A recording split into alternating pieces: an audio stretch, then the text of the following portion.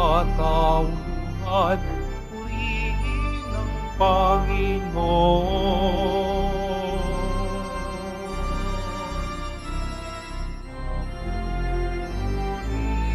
Sa kalikasan, siya'y papurihan, Diyos ng papuri. Sa kalikasan, siya'y papurihan, ngayon at magpakailanman. Sa ngalan ng Ama at ng Anak at ng Espiritu Santo, Amen.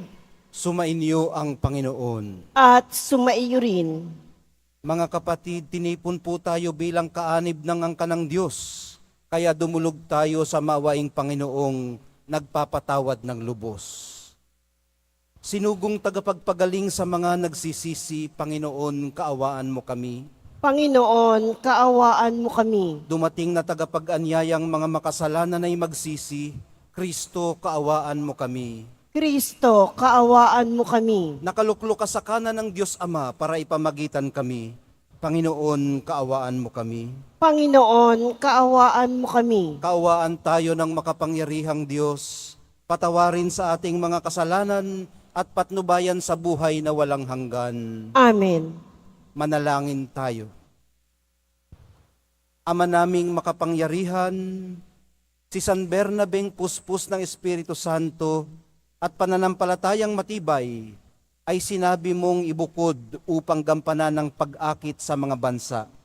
Ang mabuting balita na masigasig niyang inilahad ay patuloy nawang maipahayag at totohanang matupad sa pamamagitan ni Hesukristo kasama ng Espiritu Santo magpasawalang hanggan. Amen. Magsiupo muna po ang lahat.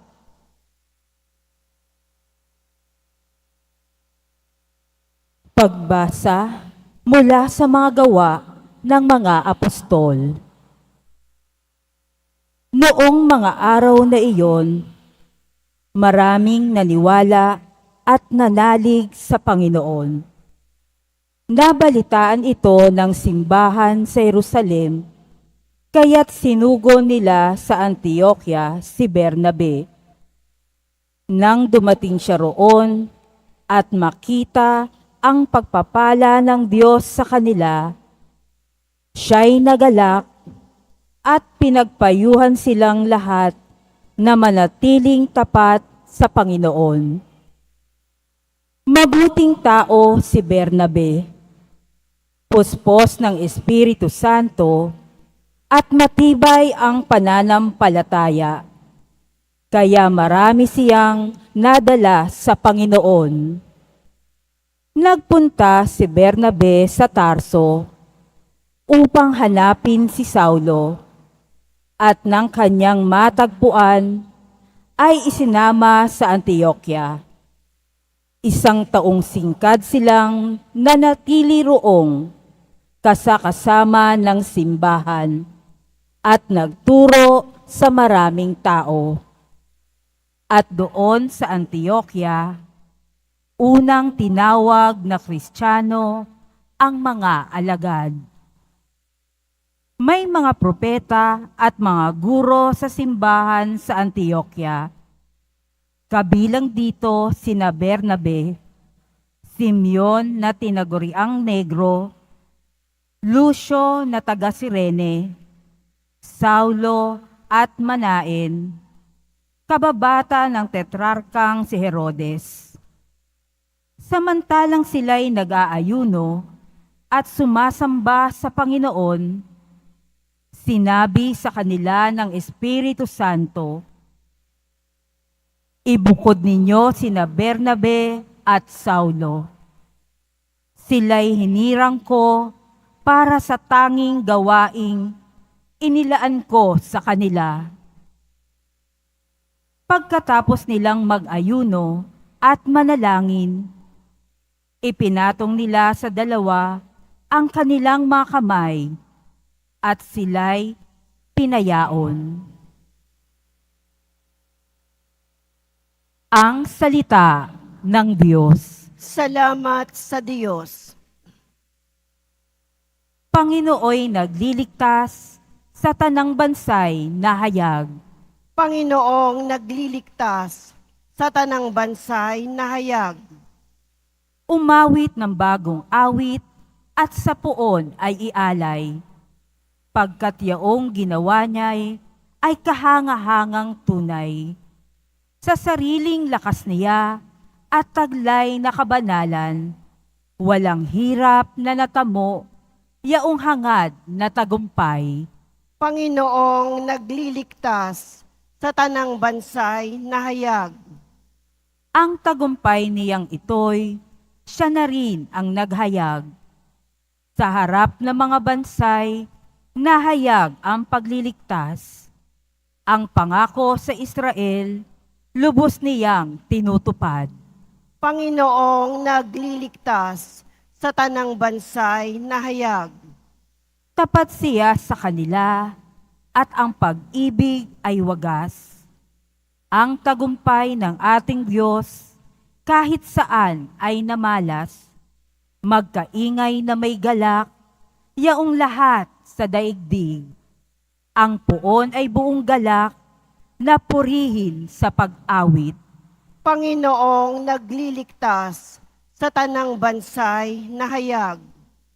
Sa saliw ng mga lira, iparinig yaong tugtog, at ang puon ay purihin ng tugtuging maalindog.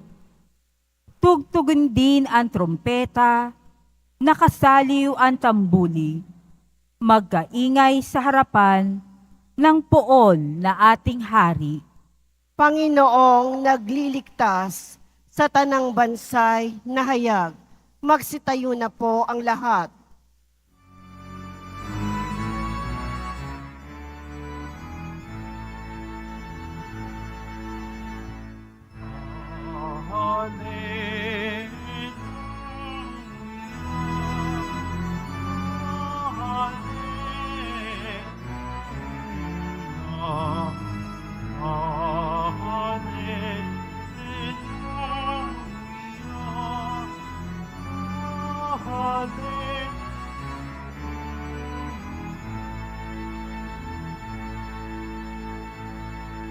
Ayot magturo kayo, palaging kasama ako, hanggang sa wakas ng mundo.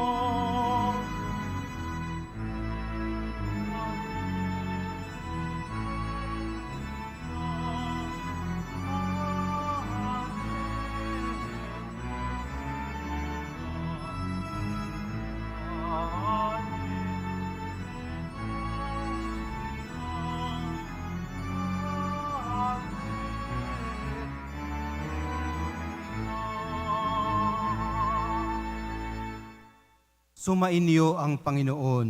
At sumaiyo rin. Ang mabuting balita ng Panginoon ayon kay San Mateo. Papuri sa iyo, Panginoon.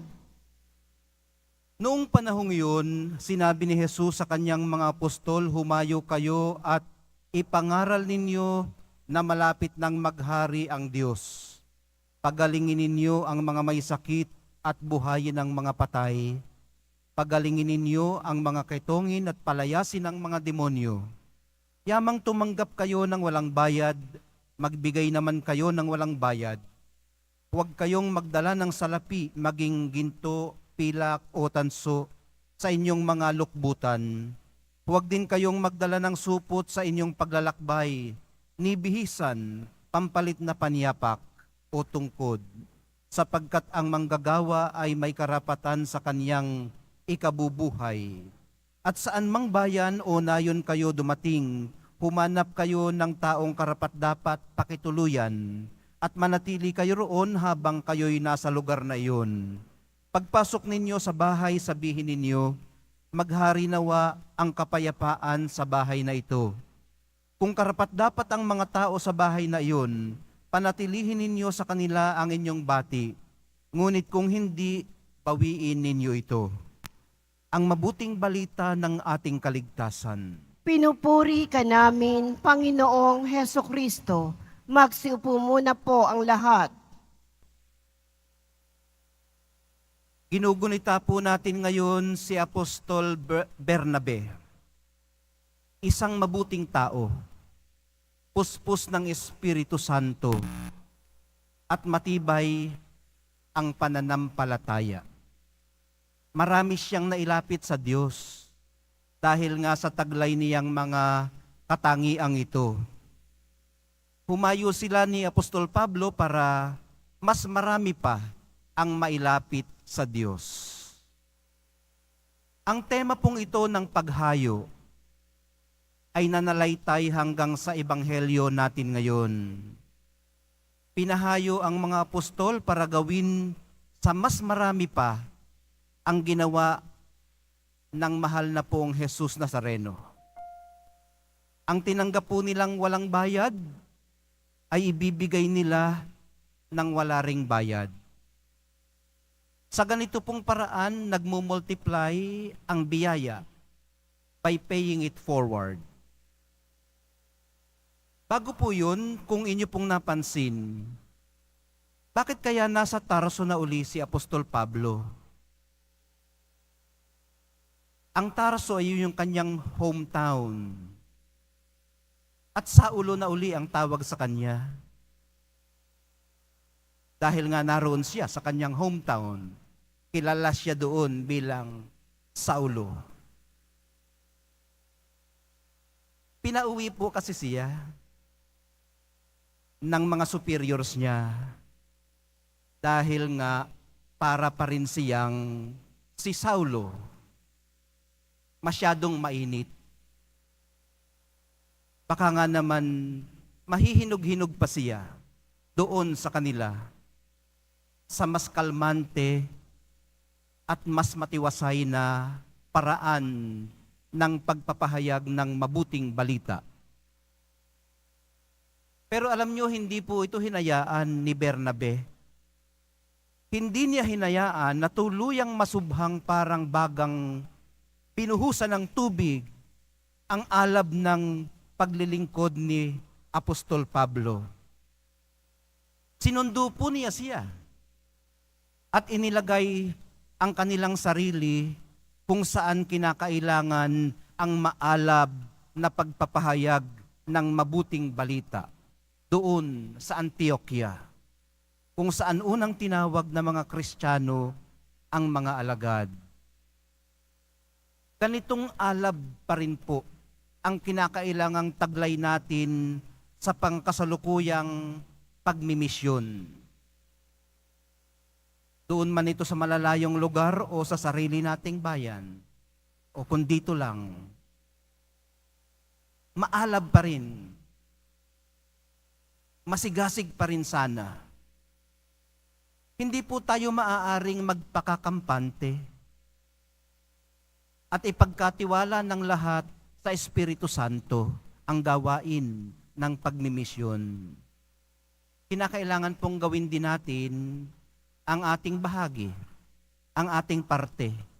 May kanya-kanya po tayong gampanin sa gawaing ito ng pagtataguyod ng kaharian ng Diyos dito ngayon. At alam po natin, ginagawa natin ang ating bahagi kung ginagawa natin ito ng tama. Ulitin ko lang, medyo nabitin yung aking pangungusap.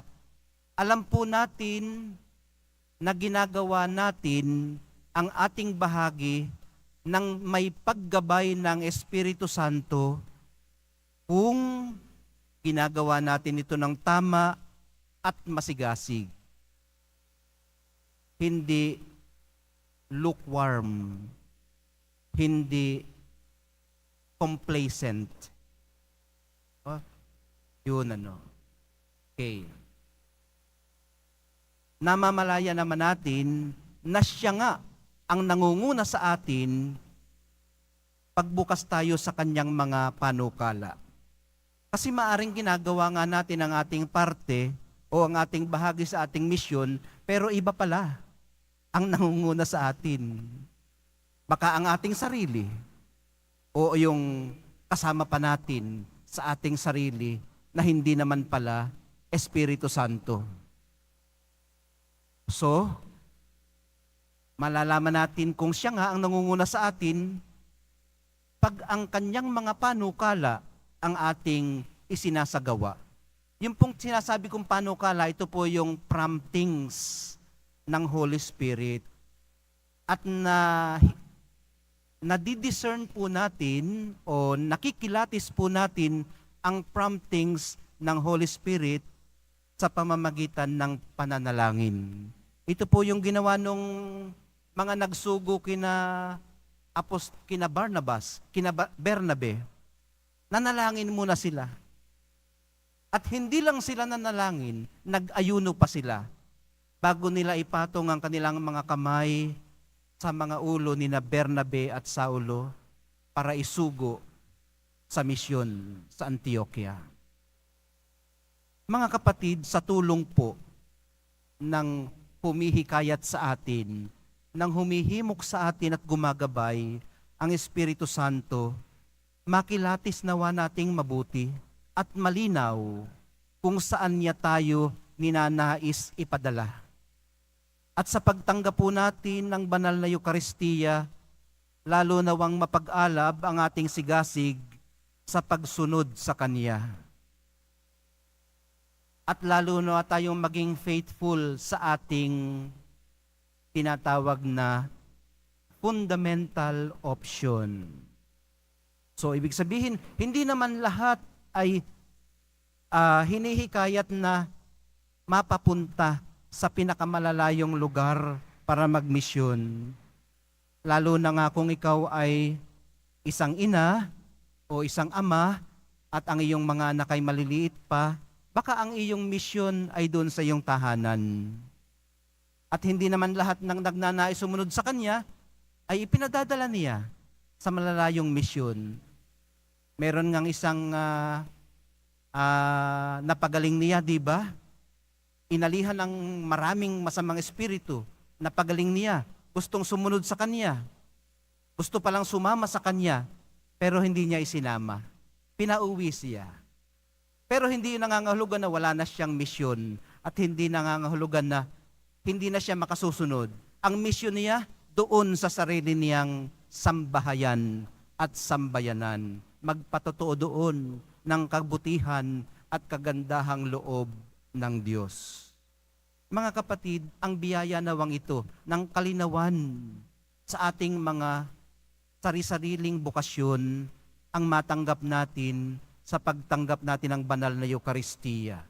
Hingi natin sa mahal na pong Jesus Nazareno at sabihin natin sa Kanya, mahal na pong Jesus Nazareno, narito po kami, nakahandang sumunod.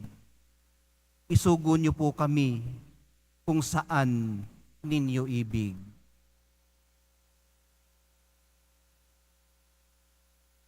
Magsitayo na po ang lahat.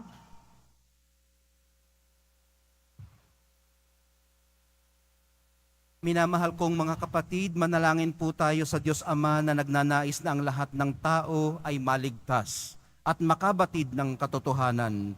Sa bawat pagdalangin ng atin pong itutugon, maghari ka nawa sa amin, O Panginoon. Maghari ka nawa sa amin, O Panginoon. Ang Santo Papa, mga obispo at mga pari, naway patnubayan ng banal na Espiritu sa pagtataguyod ng layunin ng misyon. Manalangin tayo. Maghari ka nawa sa amin, O Panginoon. Ang mga misyonero, naway maipahayag si Kristo sa mundo sa pamamagitan ng kanilang paglilingkod na may kababaang loob na hindi nakabatay sa kanilang kapangyarihan o kabantugan. Manalangin tayo. Maghari ka nawa sa amin, O Panginoon. Ang mga laikong mananampalataya, naway mapukaw ang kalooban sa pag-ibig sa Diyos at sa kapwa, para sila ay makipagtulungan sa pangmisyong gawain ng simbahan. Manalangin tayo. Maghari ka nawa sa amin, O Panginoon.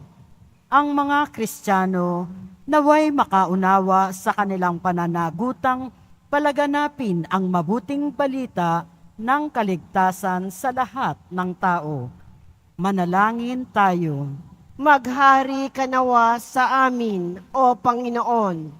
Ang mga kabataang lalaki at babae naway magkaroon ng tapang na tumugon sa panawagan ni Kristo at makibahagi sa mga gawaing pangmisyon. Manalangin tayo. Maghari ka nawa sa amin, O Panginoon. Sa sandaling katahimikan ng ating puso, ilapag po natin sa dambana ng mahal na pong Jesus Nazareno ang ating mga personal na intensyon at yung mga pinagbilin sa atin ng ating mga mahal sa buhay.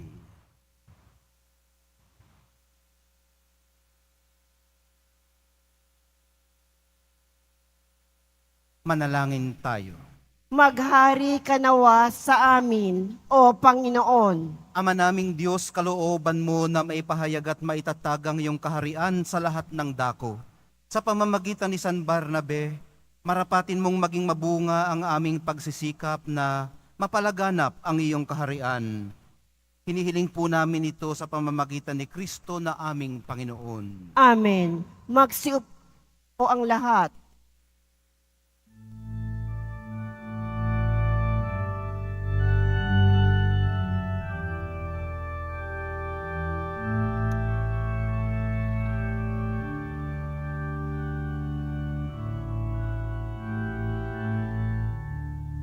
Aming alay sa'yo, Panginoon. Ang pinapay at alak na iyong kaloob upang gunitain ang iyong buhay na inialay nang tayo'y magdiwang bilang isang sambayanan.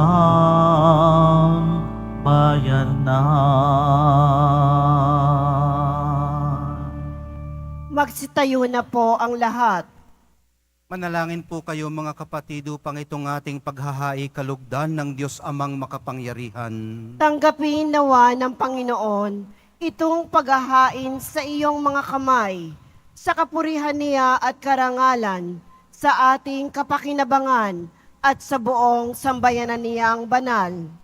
Ama naming lumikha, ang aming mga alay ay gawin mong banal sa iyong pagbabasbas na magpaalab nawa sa ningas ng iyong pag-ibig sa aming lahat. Sapagkat ito rin ang nagbunsod kay San Bernabe para ihatid sa mga bansa ang liwanag ng mabuting balita sa pamamagitan ni Jesucristo kasama ng Espiritu Santo magpasawalang hanggan. Amen. Sumainyo ang Panginoon. At sumaiyo rin. Itaas sa Diyos ang inyong puso at diwa. Itinaas na namin sa Panginoon. Pasalamatan natin ang Panginoong ating Diyos. Marapat na siya ay pasalamatan. Ama naming makapangyarihan, tunay ngang marapat na ikaw ay aming pasalamatan sa pamamagitan ni Jesucristo na aming Panginoon. Itinatag niya ang iyong sambayanan at ang mga apostol ay salig at katuwang sa pagpapanatili ng iyong pagmamahal na di magwawakas kahit kailan. Kaming sambayanan mo dito sa daigdig ay katibayan ng pamumuhay sa langit. Kaming naririto ang tagapagpahiwatig sa pagkakaisa ng lahat sa iyong pag-ibig. Kaya kaisa ng mga anghel na nagsisiawit ng papuri sa iyo, nang walang humpay sa kalangitan, kami nagbubunyi sa iyong kadakilaan. Santo, Santo, Santo, Panginoong Diyos ng mga hukbo, napupuno ang langit at lupa ng kadakilaan mo. O sana sa kaitaasan, pinagpala ang naparirito sa ngalan ng Panginoon. O sana sa kaitaasan, magsilud po ang lahat. Ama naming banal, ikaw ang bukal ng tanang kabanalan. Kaya't sa pamamagitan ng iyong Espiritu, gawin mong banal ang mga kaloob na ito, upang para sa amin maging katawan at dugo ng aming Panginoong Hesukristo. Bago niya pinagtiis ang kusang loob na maging handog, hinawakan niya ang tinapay, pinasalamatan kaniya. Pinaghati-hati niya yun, iniabot sa kanyang mga alagad at sinabi, "Tanggapin ninyong lahat ito at kanin. Ito ang aking katawan na ihahandog para sa inyo."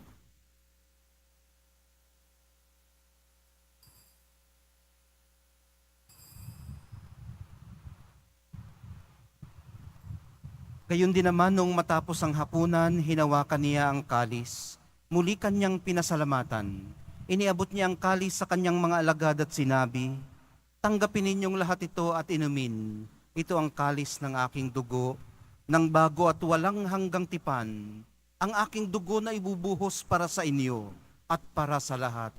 Sa ikapagpapatawad ng mga kasalanan, gawin ninyo ito sa pag-alaala sa akin."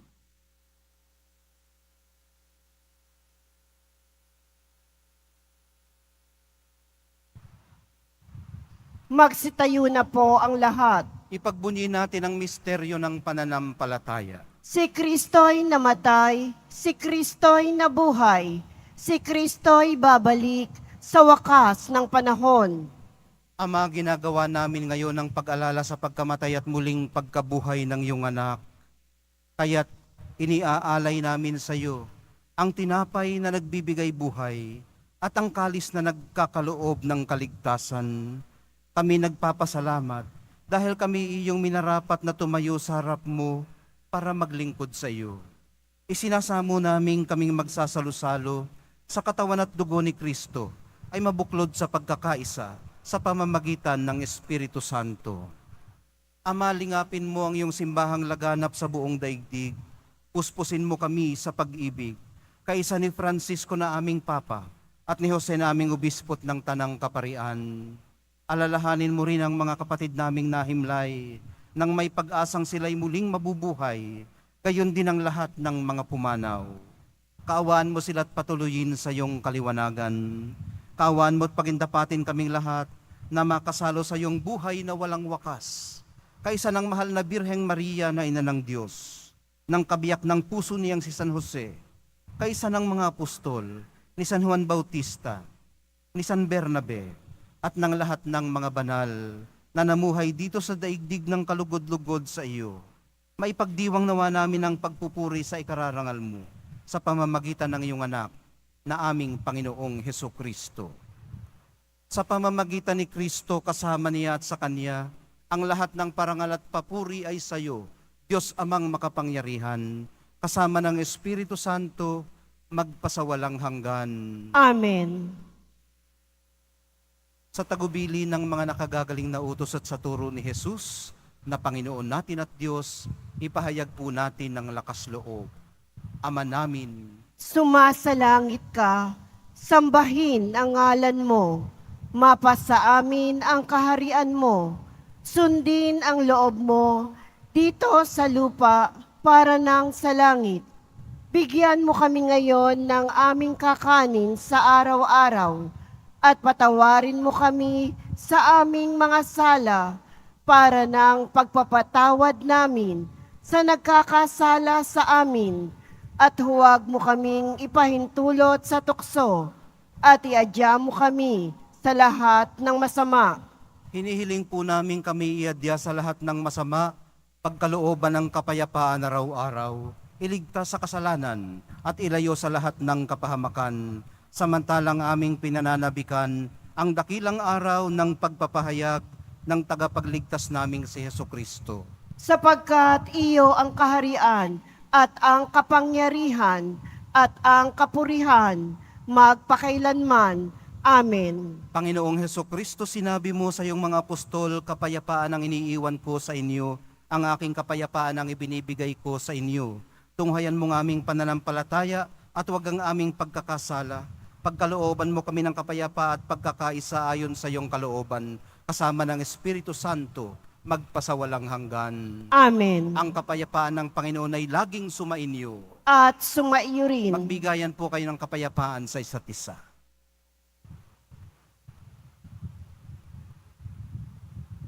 Kordero ng Diyos na nag-aalis ng mga kasalanan ng sanlibutan, Maawa ka sa amin.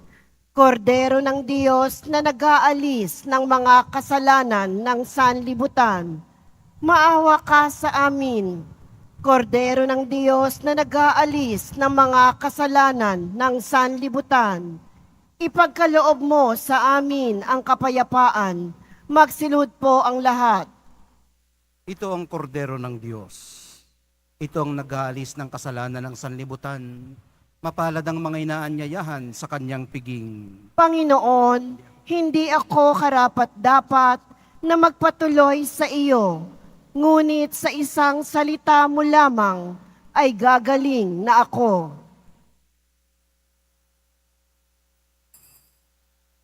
Para sa lahat ng tatanggap ng banal na komunyon, sasagot po tayo ng amen pagkasabi ng pari o ng lay minister ng katawan ni Kristo at isubo agad sa bibig bago umalis sa harapan ng pari o lay minister. Sumunod po tayo.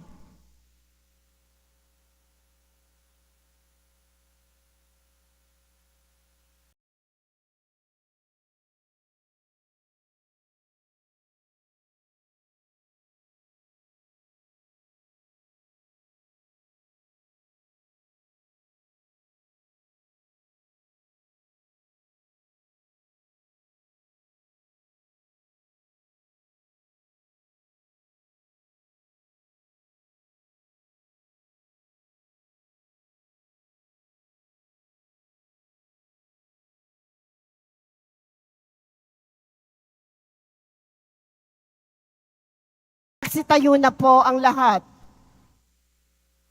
Manalangin tayo.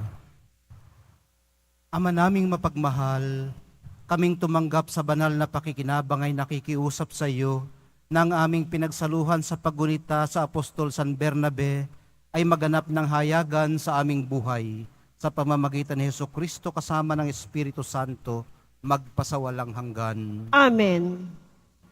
Sumainyo ang Panginoon. At sumaiyo rin. Mahal na pong Jesus Nazareno, inihayag mo sa pamamagitan ng krusang walang maliw na pag-ibig ng Diyos sa sangkatauhan.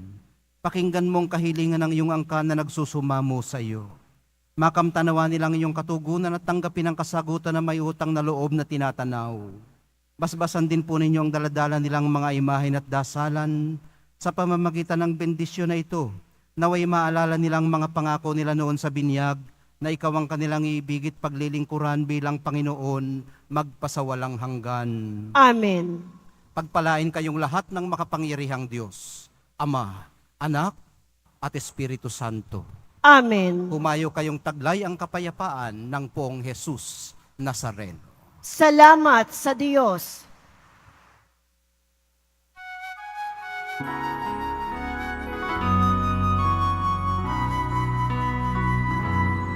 Nuestro Padre Jesus Nazareno, sinasamba ka namin. Pinipintuho ka namin. Aral mo ang aming buhay at kaligtasan. Nuestro Padre Jesus Nazareno, iligtas mo kami sa kasalanan. Ang krus mong kinatayan ay sagisag ng aming kaligtasan. Nuestro Padre Jesus Nazareno, inaranghal ka namin. Nuestro Padre Jesus Nazareno, niluwalhati namin.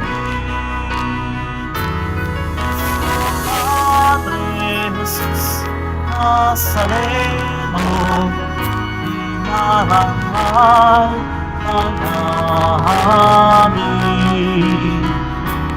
Nuestro Padre Nazareno, niluwalhati namin.